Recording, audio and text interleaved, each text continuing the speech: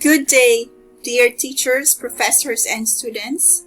Today, we will embark on a historical walkthrough on the classical forms in the evolution of the binomial theorem. It is my hope that you will see the intention behind integrating my preparation for PRC mathematics with my writing and with presentations such as this one. Please take time to review the standards and competencies, and let me go through the learning objectives. So this will guide our discussion, particularly in honoring J.L. Coolidge. At the end of the session, the learners will be able to identify and describe the major historical milestones and classical forms that led to the binomial theorem, such as the root approximations, arithmetic triangles, Pascal's identity, and the Newton's general term. Explain and demonstrate the use of Pascal's triangle and the binomial theorem to find coefficients and specific terms in binomial expansions. Apply the generalized binomial series to expand expressions with positive, negative, and fractional exponents, and appreciate the binomial theorem as a product of cultural exchange and human creativity in mathematics. Develop a sense of wonder and awe at the beauty of mathematical history, recognizing how it prepares learners to understand more advanced and more formalized mathematical concepts, and use Pascal's triangle to compute coefficients and apply Newton's formula to solve for specific terms and expansions. And lastly, expand binomials with positive, negative, and fractional exponents using the generalized series. The evolution of mathematics has often been presented as a linear story, though at times with parallelism. J.L. Coolidge narrates the binomial theorem largely in linear terms. Babylonians devoted themselves to the square root concept. Their knowledge was preserved on clay tablets and through oral tradition. An Indian and Islamic tradition likely built on Babylonian insights, and China as well contributed to the binomial theorem story. And later, Europeans formalized and globalized mathematics as power shifted westward. As math citizens, we acknowledge borrowing of ideas and work toward contributing to the global dimension of mathematics. At around 1800 BCE, Babylonians developed a fascination with the square root operation, with a practical need for land titles and engineering works. The famous clay tablet YBC 7289 records a remarkably accurate approximation of 2 square root of 2 in sexagesimal notation. This shows they approximated irrational quantities long before Greek geometry or modern algebra. So the Babylonian and Greeks approached square roots through geometric reasoning. So they begin with a rectangle with an equal sides and transform the rectangle into a square of equal area. By bisecting a right angle, one moves closer to the side length of the square, which is the square root. Alright, so this is the form of the Babylonian square root approximation.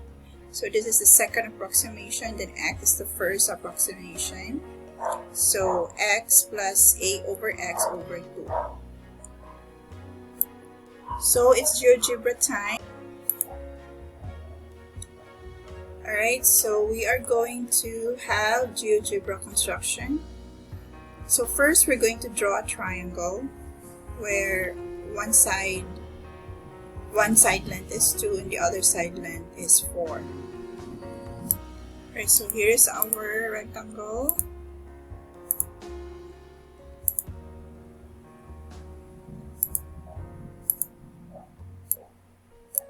And then we're going to bisect the angle.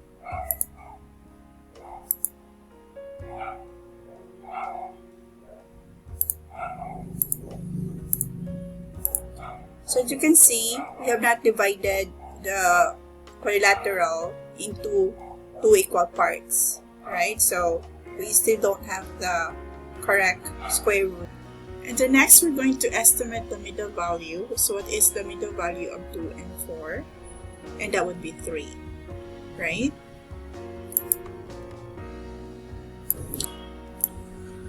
Next, we're going to construct the new rectangle. So if one side is 3, then the other side must be 8, the area over 3. And that would be 2.67. So that we will be able to maintain the area of 8.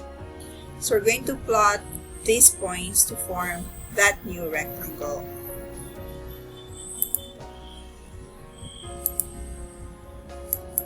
So we have 0, 2.67, and then 2.67, 0.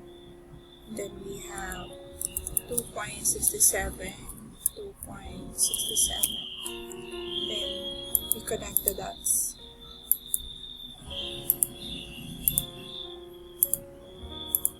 Alright, so as you can see, we still don't have two equal parts here for this kind of rectangle. And notice that 2.67 times 2.67 is just 7.1. And since 7.1 is less than 8, then the square root must be greater than 2.67. Now we're going to have our next average. So the average of 2.67 and 3 is 2.83. Then we're going to construct the new square or the new rectangle, and this will be the vertices. So we say 0, 2.83, then we have 2.83, 0, then we have 2.83, 2.83. And then we're going to connect the dots.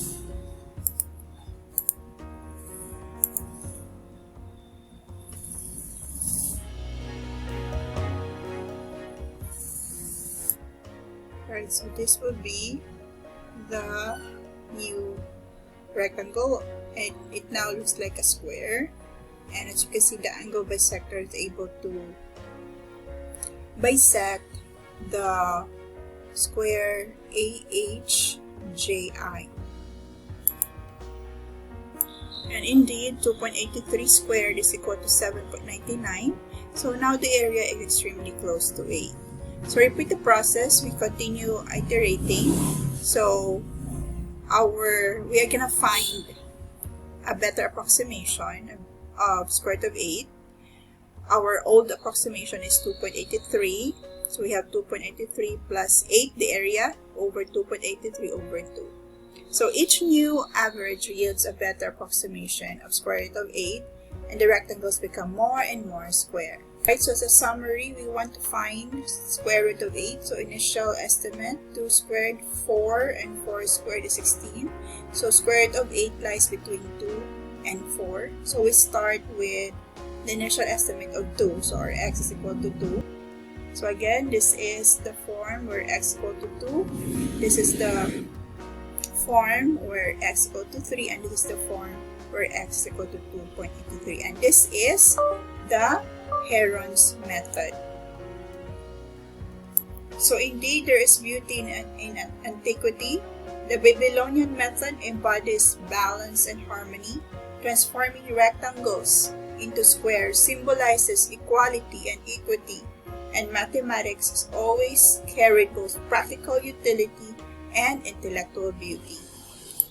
So let's review again. Let's consider a rectangle with an equal sides A and B. So for an area AB, there exists a corresponding square with side square root AB. And that angle bisector symbolizes perfect harmony. That once that angle bisector divides a certain rectangle square into two equal parts, then we already have the square root of AB. Alright, so please go through the Socratic questions to deepen our shared reflection. Alright, so let me end the first part of my talk for this first form with a closing thought. The square root is the length that transforms imbalance, that's the rectangle, into harmony in the form of a square. And the angle bisector is its geometric symbol of equality.